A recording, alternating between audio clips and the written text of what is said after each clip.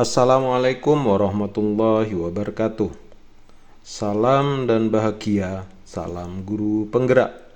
Perkenalkan, saya Musapa SPD, calon guru penggerak Angkatan 9 dari SMP Negeri 1 Besuki, Kabupaten Situbondo, Provinsi Jawa Timur.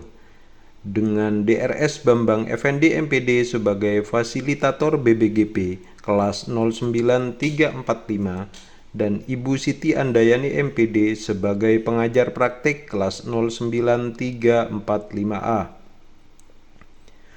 Jurnal Refleksi Dwi Mingguan Modul 2.3 Coaching untuk Supervisi Akademik. Berikut ini beberapa kegiatan pendidikan calon guru penggerak 17 November sampai 7 Desember 2023 dengan alur merdeka, yaitu mulai dari diri, eksplorasi konsep, ruang kolaborasi, demonstrasi kontekstual, elaborasi pemahaman, koneksi antar materi, dan aksi nyata. Kegiatan pendidikan calon guru penggerak modul 2.2 telah selesai. Pada minggu ini, CGP mulai dengan materi baru pada modul 2.3 coaching untuk supervisi akademik. Sistem pembelajaran masih sama menggunakan LMS dengan alur belajar merdeka. Model refleksi. Jurnal refleksi kali ini menggunakan model refleksi 5R. Bain dan kawan-kawan 2002 dalam Ryan and Ryan 2013, 5R terdiri dari langkah-langkah berikut. Reporting, menceritakan ulang peristiwa yang terjadi. Responding, menjabarkan tanggapan yang diberikan dalam menghadapi peristiwa yang diceritakan. Relating, menghubungkan kaitan antara peristiwa dengan pengetahuan, keterampilan, keyakinan, atau informasi lain yang dimiliki. Reasoning, menganalisis dengan detail mengapa peristiwa tersebut dapat terjadi. Reconstructing, menuliskan rencana alternatif jika menghadapi kejadian serupa di masa mendatang. Reporting, beberapa aktivitas yang saya lakukan pada minggu ini tidak terlepas dari alur merdeka yang ada di LMS. Dimulai dengan alur mulai dari diri. Pada kegiatan ini, CGP ditugaskan untuk membuat blog di LMS dengan menuliskan refleksi dari mengenai kegiatan supervisi akademik yang pernah dilaksanakan ketika CGP disupervisi oleh kepala sekolah atau pengawas. Dalam minggu ini, kami juga melaksanakan lokakarya bersama pengajar praktik dan rekan CGP lainnya yang dilaksanakan secara luring di SMA Negeri 1 Situbondo. Kegiatan dilanjutkan dengan alur eksplorasi konsep. Materi-materi yang disajikan dalam alur ini adalah mengenai konsep, paradigma, prinsip, alur coaching, dan supervisi akademik dengan paradigma coaching. Kemudian kami melaksanakan kegiatan ruang kolaborasi bersama fasilitator yang hebat dan teman-teman CGP lain yang luar biasa. Di alur ini kami secara berpasangan melakukan praktek coaching. Selanjutnya kami memasuki alur demonstrasi kontekstual. Pada alur ini kami kembali melakukan praktek coaching berpasangan 3 CGP yang dalam prakteknya akan berperan sebagai coach, coachee, dan pengamat secara bergantian. Kemudian tugas berupa link rekaman diupload ke LMS. Alur berikutnya adalah elaborasi pemahaman konsep mengenai coaching, dikuatkan oleh instruktur yang inspiratif dan hebat.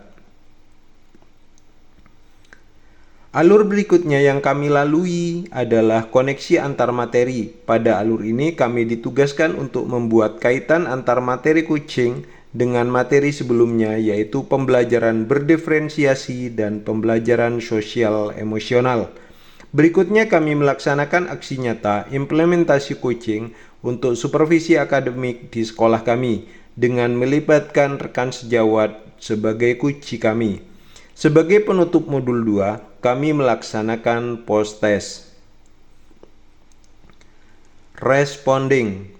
Kami memulai alur pembelajaran modul 2.3 ini dengan melakukan refleksi mengenai kegiatan supervisi akademik yang pernah dilakukan. Kemudian kami mempelajari materi-materi yang disajikan antara lain mengenai konsep, paradigma, prinsip, alur coaching, dan supervisi akademik dengan paradigma coaching. Pemahaman kami diperkuat dengan adanya penugasan di beberapa slide untuk berpendapat mengenai apa itu coaching. Melalui kegiatan tersebut, saya mulai paham jika sebenarnya proses coaching berasal dari analisa dan eksplorasi teknik yang akan digunakan. Kemudian memberikan waktu dan situasi yang leluasa kepada coachee untuk mengenal dan mengetahui tujuan coaching. Sebagai calon guru penggerak, saya dipersiapkan untuk menguasai keterampilan coaching yang akan membantu saya dalam proses kolaborasi baik dengan rekan sejawat atau dengan murid. Di sisi lain, dengan menguasai keterampilan coaching, saya dapat menambah wawasan dalam memahami dan membantu menyelesaikan masalah seorang coachee. Sebagai implementasi di masa depan, diharapkan saya dapat menerapkan konsep dasar coaching ini untuk proses supervisi akademik maupun penyelesaian masalah yang dihadapi oleh siswa. Relating. Selama mempelajari modul 2.3, alur penugasan Merdeka sangat membantu saya dalam memahami materi coaching ini. Saya menjadi paham sebagai seorang coach, saya harus memiliki keterampilan dalam memahami coachee saya, mulai dengan menjalin kemitraan, mengajukan pertanyaan-pertanyaan yang eksploratif dan berbobot untuk menggali permasalahan yang terjadi, serta bagaimana seorang mendengarkan penuh coachee-nya agar mampu menciptakan komunikasi asertif dengan coachee. Pada saat proses coaching, coach menyimak coachee yang sedang berbicara untuk memahami setiap ucapan yang diucapkan coachee serta ikut memberi pemahaman kepada coachee tentang pentingnya menyelesaikan masalahnya dengan potensi yang dimiliki coachee sendiri. Dalam modul ini sangat berhubungan dengan materi di modul sebelumnya mengenai pembelajaran berdiferensiasi dan pembelajaran sosial emosional.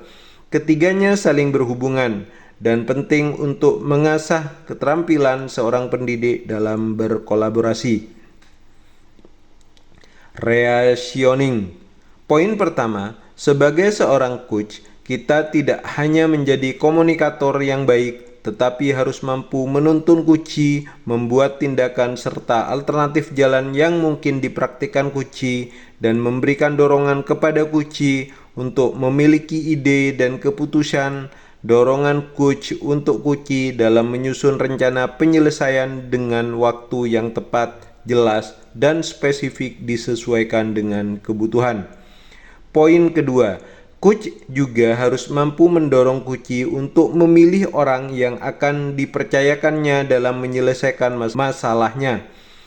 Coach juga harus memberikan dorongan kepada coachee untuk mempertanggungjawabkan terhadap aksi nyata yang akan diambil dan dijalankan sesuai rencana capaian secara spesifik sesuai dengan jadwal yang telah dibuatnya.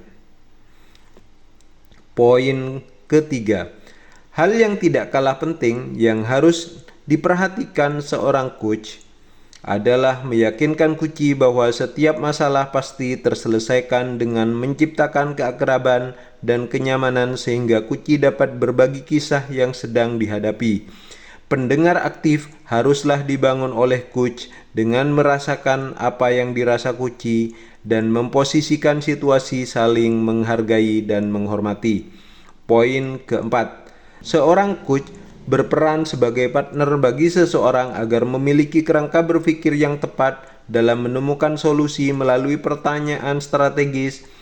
Pertanyaan-pertanyaan dilengkapi dengan perangkat coaching yang tepat dan mampu mengarahkan seseorang menemukan solusi paling tepat dan komitmen untuk melakukan eksekusi. Seorang coach yang baik percaya setiap orang selalu memiliki jawaban atas setiap masalah yang dimiliki, tetapi mereka butuh bantuan untuk menemukan jawabannya. Reconstructing.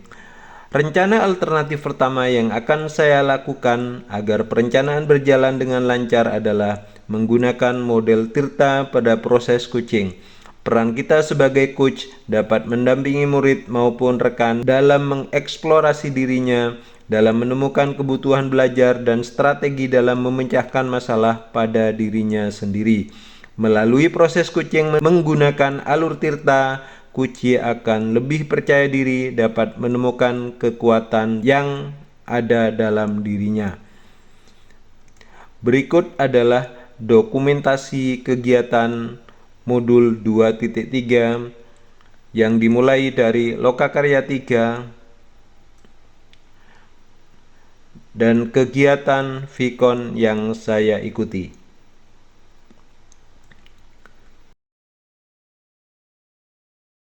Salam dan bahagia, salam guru penggerak. Tergerak, bergerak, menggerakkan. Wassalamualaikum warahmatullahi wabarakatuh.